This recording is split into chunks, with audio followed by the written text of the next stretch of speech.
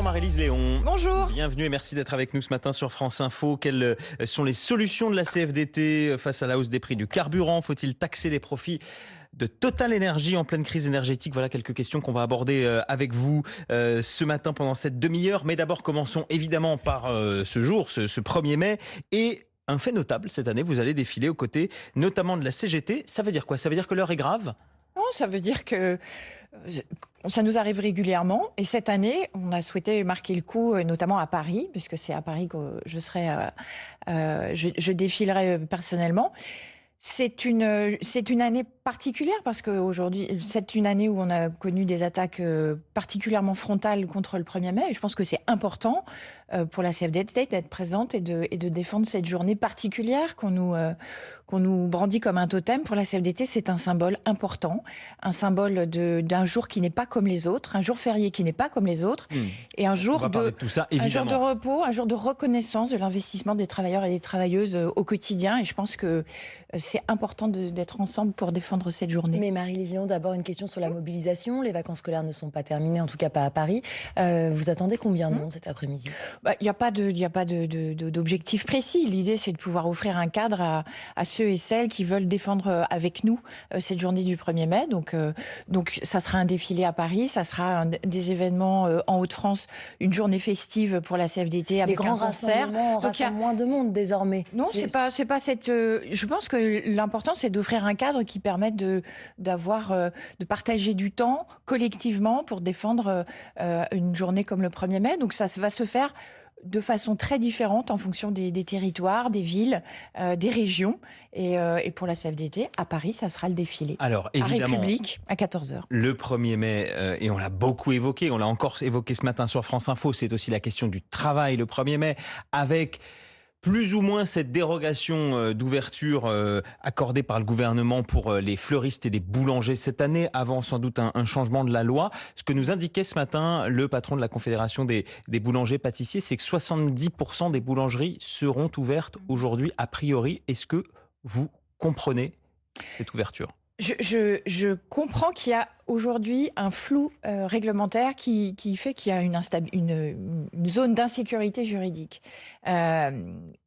Pour la CFDT, les professions de la boulangerie et des fleuristes doivent passer par des accords collectifs de branche pour pouvoir définir les modalités d'ouverture et notamment les modalités de volontariat des salariés qui peuvent être amenés à travailler ce jour férié. Pour la CFDT, ça ne doit concerner que l'artisanat, que ce soit très clair, et uniquement ces deux branches professionnelles. Ça veut dire quoi, pardonnez-moi, concrètement l'artisanat? Parce qu'on pourrait vous dire des bouchers, charcutiers... Alors boucher, c'est pas dans le scope. Les boulangers qui travaillent dans des grandes chaînes industrielles, c'est non pour la CFDT. On est sur un cadre extrêmement défini, qui a été repris par le Premier ministre et le ministre du Travail. Donc pour nous, les choses sont très claires. 2026, les accords de branche n'ont pas été conclus. Donc la règle, c'est qu'il ne doit pas y avoir d'ouverture. Aujourd'hui, il y a un patron d'une fédération, il doit assumer il considère qu'il peut ouvrir et que 70% des boulangers peuvent ouvrir. C'est sa responsabilité. C'est de sa responsabilité. Pour mon organisation, ce qui est extrêmement important, c'est la question du volontariat. Mais pardonnez-moi, juste pour revenir un petit peu en arrière, vous avez évoqué le texte du gouvernement qui a été présenté cette semaine. Ça veut dire que ce texte, il vous convient plutôt?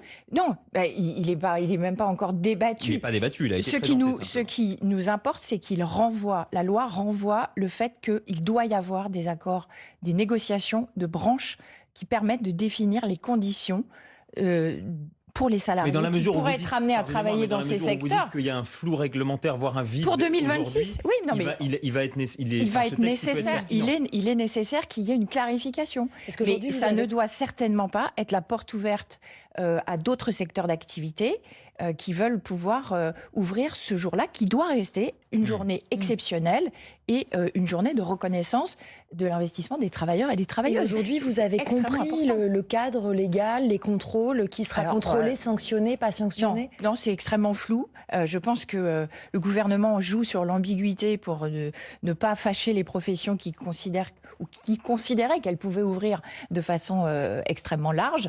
Donc, pour mon organisation, c'est extrêmement clair. le 1er mai 2026 ne doit pas être différent du 1er mai 2025 ou 2024. La règle, ça n'est pas l'ouverture. Il faut attendre qu'il y ait des accords de branche uniquement dans les secteurs de la boulangerie et des fleuristes, artisanales, pour pouvoir être fixé, et donc c'est rendez-vous au 1er mai 2027. On rappelle que le 1er mai 2024 que vous avez cité, il y a des boulangers en Vendée qui ont été contrôlés et qui ont été verbalisés. Oui. Est-ce que vous comprendriez qu'aujourd'hui, des boulangers soient verbalisés ? 1er mai 2026. Oui, je le comprendrais parce que je pense que ceux qui, de façon délibérée aujourd'hui, ouvrent alors qu'elles ne le faisaient pas auparavant et qu'elles décident d'ouvrir en 2026, je pense que c'est une forme de provocation au regard du débat qu'il y a pu y avoir. Et je pense qu'en fait, au-delà de cette question du 1er mai pour les boulangers, est-ce que véritablement on peut se passer de pain frais une journée dans l'année ? Moi, j'en suis convaincue. Je pense qu'il y a des offensives politiques d'utiliser cette journée pour libérer, soi-disant, le travail qui serait trop entravé par le Code du travail. Offensive politique de qui, de quoi ? De responsables politiques. Vous pensez à Gabriel Attal et à Renaissance ? Initialement, ce projet de loi, cette proposition-là, elle était dans une niche des Républicains. Elle a été récupérée par le Bloc central et Renaissance. Et je pense qu'il y a une volonté de vouloir pointer du doigt un code du travail qui serait trop contraignant et qui entraverait l'activité économique, ce qui n'est absolument pas le sujet de 2026 et qui, j'espère, ne sera certainement pas le sujet de 2027. En ce 1er mai, un autre sujet de préoccupation pour vous, c'est la question des fonctionnaires. Vous publiez un baromètre du travail dans la fonction publique avec des chiffres assez préoccupants. Un tiers des agents disent subir des agressions verbales, en particulier à l'école, à l'hôpital. Qu'est-ce qui se passe et comment vous expliquez cette tension qui monte ? Je pense que les agents des fonctions publiques sont confrontés à tous les maux de la société, les tensions sociales qui peuvent émerger et donc s'inviter. Quand on travaille dans un EHPAD, j'étais avec des responsables et des militants, des adhérents hier pour présenter justement ce baromètre de l'état du travail dans les fonctions publiques. Lorsqu'on a une enseignante comme Lisiane qui nous parle de l'agressivité des parents, Pauline qui est aide-soignante en EHPAD qui nous expliquait l'agressivité des familles lorsqu'elles sont dans l'incompréhension vis-à-vis de la situation d'un résident. Il y avait également Anthony qui est agent des routes pour un département qui nous expliquait l'agressivité de certains usagers qui passent sur une route et qui se sentent mais pardonnez-moi, mais là c'est le constat. Qu'est-ce qu'on fait pour y remédier? C'est augmenter les sanctions, ça passe par quoi? L'état du travail pour la CFDT, ce baromètre, il est extrêmement important parce que on veut mettre en lumière ce qu'est le travail. Quel est le métier de toutes ces personnes qu'on peut appeler de façon très générique les fonctionnaires, les agents des fonctions publiques.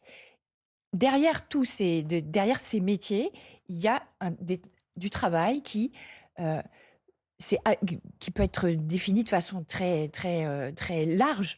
C'est accompagner des familles, c'est assurer la sécurité d'un certain nombre d'usagers. Mais que fait-on, c'est transmettre des savoirs. Et donc, ce sont des métiers du lien social. Ce sont des métiers qui contribuent à cette cohésion sociale. Et dans une société où les tensions sont de plus en plus fortes, ils sont en première ligne. Et donc, il est de la responsabilité des employeurs d'assurer la santé et la sécurité. Mais à part de protéger ces agents, la question qui est aujourd'hui posée par la CFDT, c'est quoi le dialogue social dans les fonctions publiques? Comment on réussit à poser un certain nombre de choses? Comment on écoute ceux qui font le travail, ceux qui savent comment ça se passe et qui ont des solutions pour y remédier? Mais c'est pas un problème, pardonnez-moi, c'est pas un problème plus global d'une société qui c'est pas pour autant c'est pas parce que c'est global qu'il n'y a rien à faire. Et quand un des premiers enjeux quand on échange avec les agents des fonctions publiques, c'est le manque de confiance de leur hiérarchie. Je pense qu'il y a une révolution managériale à mener dans l'ensemble des fonctions publiques. Les agents ne se sentent pas soutenus, ils se sentent contrôlés, ils se sentent surveillés. Quand ils sont victimes d'agressions, ils ne se sentent pas soutenus par leur hiérarchie. C'est tout ce dont il faut pouvoir parler pour pouvoir améliorer le management, comme on dit. Comment? Améliorer le management, comme on dit. Oui, mais c'est essentiel. C'est essentiel quand vous êtes dans un métier où vous rencontrez des difficultés et vous vous sentez pas soutenu. C'est extrêmement difficile. Et Marie-Lise, dans les fonctions publiques, juste une précision, le tableau est assez sombre. Néanmoins, une majorité des agents qui ont été interrogés disent qu'ils aiment leur travail, ils aiment leur métier. Néanmoins, on voit bien qu'un quart d'entre eux envisagent de partir. C'est-à-dire qu'il y a un vrai sujet d'attractivité de tous ces métiers des fonctions publiques. Marie-Lise Léon voulait aussi vous parler d'un sujet qui concerne tous les salariés, tous les travailleurs en ce 1er mai. C'est la question du SMIC, du salaire minimum. Il devrait augmenter de 2% à l'été, la faute à l'inflation. On va parler de l'inflation, mais vraiment sur ce salaire minimum. Le gouvernement attend que l'inflation se confirme, mais pour vous, il faudrait d'ores et déjà l'augmenter. C'est une nécessité ou on peut se permettre d'attendre ? On peut pas attendre. Enfin, de toute façon, il y a un mécanisme d'automaticité. Donc, il faut que le SMIC puisse être augmenté parce qu'il y a une inflation aujourd'hui qui est estimée à plus de 2%. Mais c'est certainement pas la fin de l'histoire. Pour la CFDT, quand on est l'augmentation du SMIC, il faut qu'il y ait en parallèle des négociations dans les différentes branches professionnelles qui permettent de répondre à cette augmentation dans l'ensemble des coefficients des différents secteurs professionnels. Aujourd'hui, vous avez 47 branches professionnelles, donc des conventions collectives, où il y a encore des niveaux de coefficients qui sont sous le SMIC. C'est absolument pas acceptable. Ça avait été un peu amélioré quand même ces dernières années. Sauf il faut véritablement que les employeurs prennent leurs responsabilités et répondent à cet enjeu de négocier, de se mettre autour de la table et de prendre à bras-le-corps ce sujet du pouvoir d'achat et des difficultés qu'ont un certain nombre de salariés à boucler les fins de mois. Quand certains politiques parlent d'un SMIC à 1 600 € par mois, est-ce que pour vous c'est réaliste ? Oui, ça peut être. Enfin, la question, c'est pas tellement. Oui, mais la question n'est pas tellement le montant pour la CFDT. Quand même un peu. Il faut pouvoir. Je termine mon explication. Il faut pouvoir effectivement vivre dignement du SMIC quand on est au salaire minimum. L'important, c'est de ne pas y rester scotché pendant des années comme aujourd'hui. C'est le cas. Le salaire minimum, c'est le salaire d'entrée dans la vie active on n'a pas de diplôme particulier, on n'a pas de qualification particulière. Ça ne peut pas être un salaire auquel on reste collé pendant 5-10 ans. Ça, c'est pas acceptable. Donc nous, on fait des propositions très concrètes pour dire le SMIC, c'est pas plus de 2 ans. Au-delà de 2 ans, un employeur qui continue de payer quelqu'un au SMIC, il ne doit plus bénéficier des exonérations de cotisations, par exemple. Marie-Lise Léon, vous restez avec nous. On va parler dans quelques secondes des profits de Total. Faut-il les taxer ? C'est une idée qui est en vogue dans la classe politique. C'est juste après l'info en 1 minute. Il est 9h moins le quart et voici Sarah Ders. Les prix du gasoil et de l'essence continuent en ce 1er mai d'augmenter légèrement. Total Energy maintient le plafonnement des prix dans ses stations-service, un geste salué par le gouvernement. Le litre d'essence ne dépassera pas 1,99 € le litre, assure le groupe, vivement critiqué après la publication de ses bénéfices. 70% des boulangeries seront ouvertes aujourd'hui, assure leur confédération nationale, alors que le travail n'est pas autorisé mais toléré pour les salariés des boulangeries et des fleuristes. Avant une future loi, les syndicats dans la rue pour défendre et protéger le 1er mai, seul jour férié et chômé en France, symbole important pour la CFDT. Un suspect inculpé à Londres après l'attaque au couteau contre 2 hommes juifs mercredi dans le nord du pays. L'homme de 45 ans est notamment poursuivi pour tentative de meurtre. Le Royaume-Uni rehausse son niveau de menace terroriste. Utiliser son portable au volant entraîne la suspension immédiate du permis de conduire dans un nouveau et 4e département, la Charente-Maritime. La durée varie de 15 jours à 6 mois. Le dispositif est déjà en place dans le Lot-et-Garonne, le Pas-de-Calais et dans les Landes. France Info. Le 8h30 France Info, Adrien Beck, Camille Vigogne-Lecoat. Et nous sommes toujours avec Marie-Lise Léon, secrétaire générale de la CFDT sur France Info en ce 1er mai. Parmi les préoccupations du cortège dans lequel vous allez défiler à partir de 14h à Paris, il y aura la question du pouvoir d'achat qui occupera une place importante, notamment dans ce contexte de hausse des prix des carburants liés au blocage du détroit d'Ormuz. La CGT réclame le blocage des prix des carburants, comme la France Insoumise. Quelle est votre position sur cette mesure ? Pour la CFDT, il y a des réponses à apporter de plusieurs natures à court terme. Et je pense que le rôle du gouvernement, c'est de veiller à ce que les distributeurs n'augmentent pas de façon inconsidérée les prix, donc ce qu'il fait actuellement. Et donc, je pense que c'est une bonne chose. Sur la question du blocage. Non, la question de surveiller le fait qu'il n'y ait pas de l'augmentation des prix des carburants, ça c'est le rôle du gouvernement et je pense qu'il faut qu'il continue de le faire. Aujourd'hui, la question c'est qu'il faut pouvoir avoir véritablement des aides ciblées. C'est-à-dire qu'un blocage généralisé, ça bénéficie à tous, y compris à ceux qui n'en ont pas besoin. On est face à des inégalités profondes en fonction de ses revenus. Lorsqu'on voit la hausse des prix des carburants, on est inégaux en fonction de ce qu'on gagne, mais aussi la façon dont on utilise son véhicule. Et donc, les aides ciblées pour la CFDT, doit être en priorité pour les travailleurs qui utilisent leur véhicule pour aller travailler. Les aides à domicile, les employés qui habitent loin de leur lieu de travail, pour lesquels il n'y a pas de mode de transport collectif. C'est ce que fait grosso modo le gouvernement. C'est ce qu'ils font. Il faut pouvoir affiner au mieux et faire en sorte que ces aides pardonnez-moi, on va puissent essayer d'être précis. ciblées. Il y a cette sorte de chèque carburant, il y a ces aides sectorielles qui sont évoquées.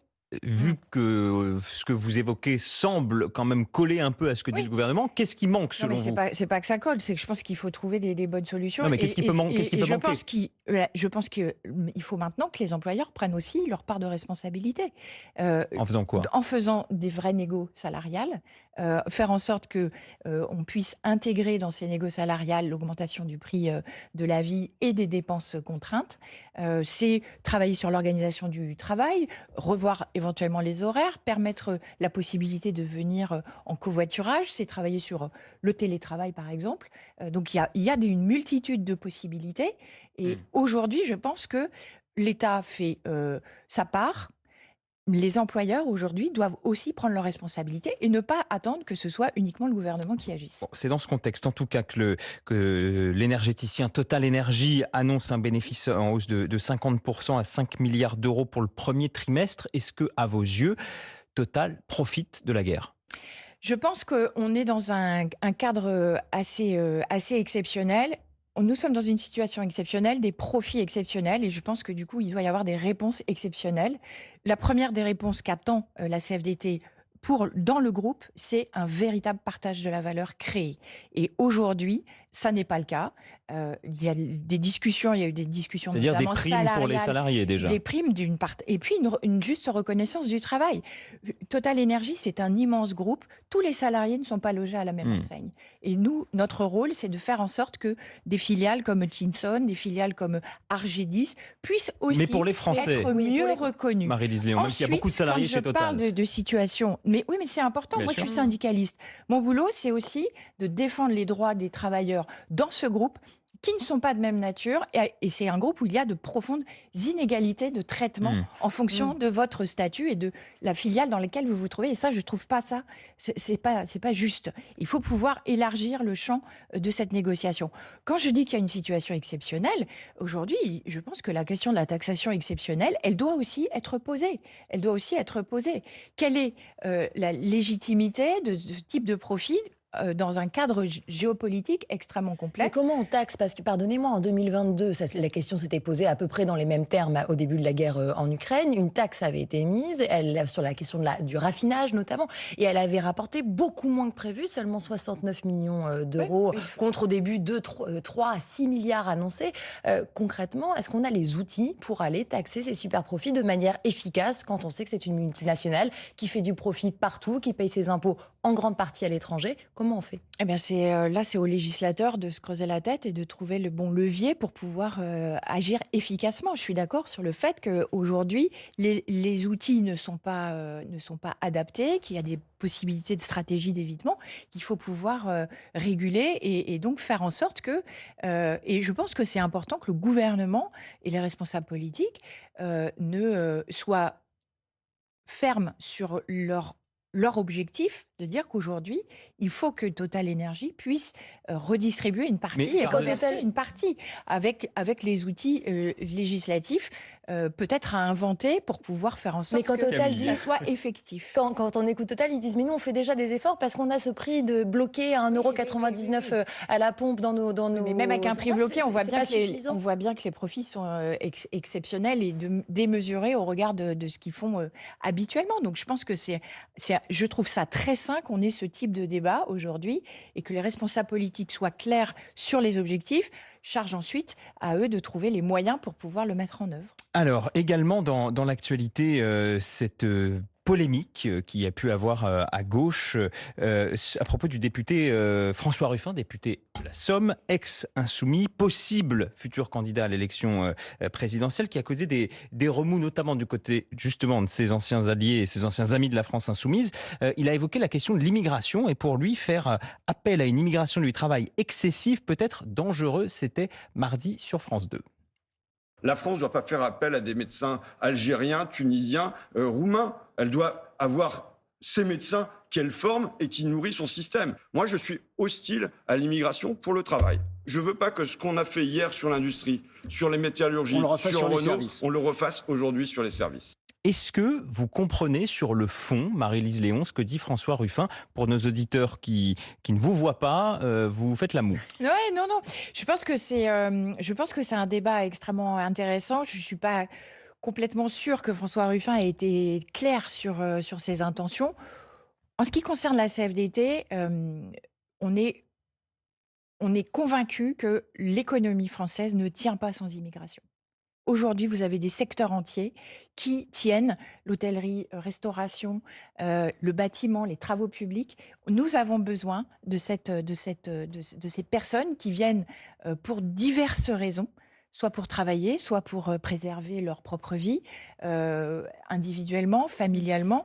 Et donc, je pense que nous ne pouvons pas vivre dans un pays où les frontières sont totalement fermées. Mais ce n'est pas ce économiquement, que contexte, ni ce que propose François Ruffin. Pardonnez-moi, lui, ce qu'il dit, c'est que le patronat, quelque part, profite d'une certaine forme d'opportunité de tirer les salaires par le bas grâce aux étrangers qui viennent apporter la main-d'œuvre et travailler en France. Non, mais je partage l'idée qu'on doit avoir des filières de formation pour pouvoir faire en sorte que ceux qui sont aujourd'hui sur le territoire puissent se former et devenir médecins, cuisiniers ou ouvriers des travaux publics. Les filières, elles doivent se renforcer en France et permettre de répondre aux besoins aujourd'hui économiques sur l'ensemble de ces secteurs.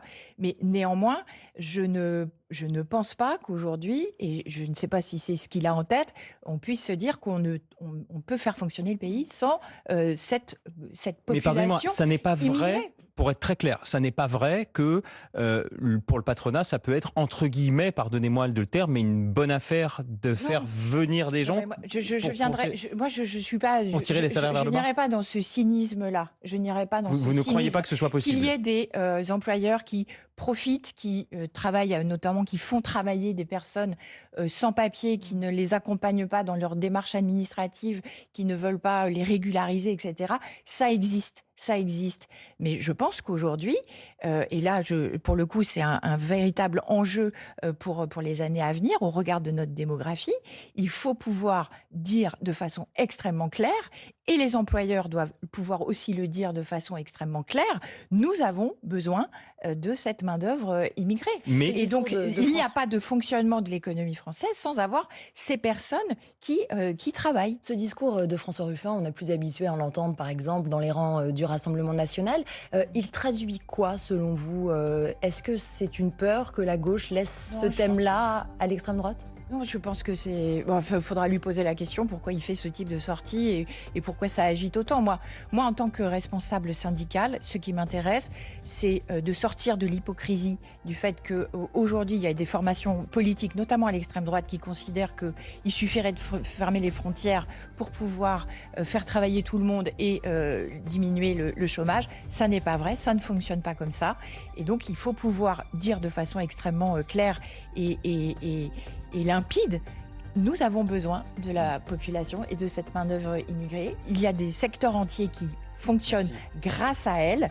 Et donc, c'est respecter ces personnes dans leur dignité, dans leurs conditions de travail et leur permettre des conditions d'accueil dignes. C'est vraiment l'essentiel. Merci beaucoup Marie-Lise Léon, secrétaire générale de la CFDT, d'avoir été avec nous ce matin sur France Info. Merci beaucoup Camille Vigogne-Lecoat. Le Nouvel Obs, restez sur France Info.